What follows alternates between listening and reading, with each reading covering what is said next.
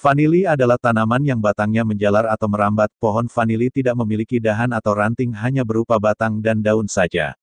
Usia pohon vanili bisa mencapai puluhan tahun. Dalam hal ini sangatlah penting untuk pemilihan jenis tiang panjat sebagai rambatan pohon vanili. Buah vanili akan tumbuh di bagian ketiak daun berupa janjang atau tandan. Dalam satu tangkai atau tandan vanili dapat menghasilkan puluhan buah atau polong vanili. Vanili akan terus berbuah sepanjang tahun jika dirawat dengan tepat. Buah vanili semakin lama semakin bertambah banyak. Begitu juga dengan batang vanili, semakin lama akan semakin rimbun dan semakin berat. Di pembahasan kali ini kita sedikit mengulas tentang kekurangan dan kelebihan tiang panjat untuk vanili. Tiang panjat vanili bisa menggunakan tiang mati ataupun tiang hidup. Tiang panjat hidup bisa menggunakan batang pohon seperti randu, gamal, kedondong alas atau jaranan, dan bisa menggunakan jenis pohon lain.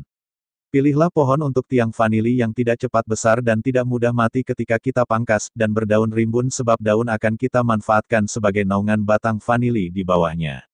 Intensitas cahaya yang dibutuhkan pohon vanili antara 40–60% saja, dan tidak bisa terpapar matahari secara langsung. Untuk itu sangatlah penting naungan untuk batang vanili.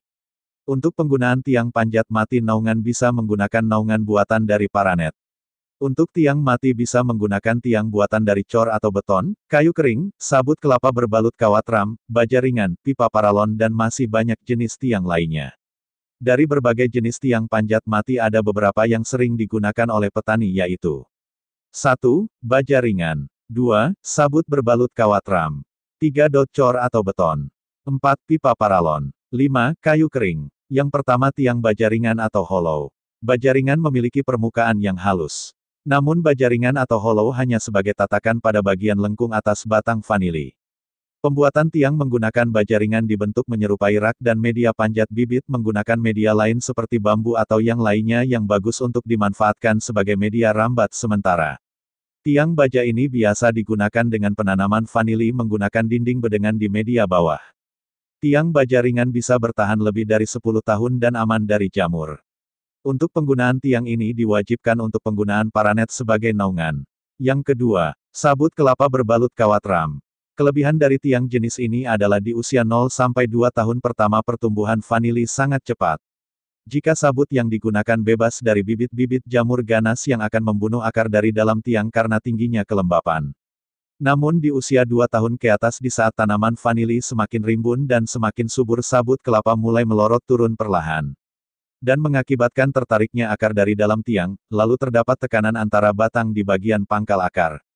Ketika musim kemarau, pangkal akar yang menyentuh kawat akan mati, kemudian memasuki musim penghujan akar mati yang ada di dalam tiang ditumbuhi jamur akibat tingginya kelembapan.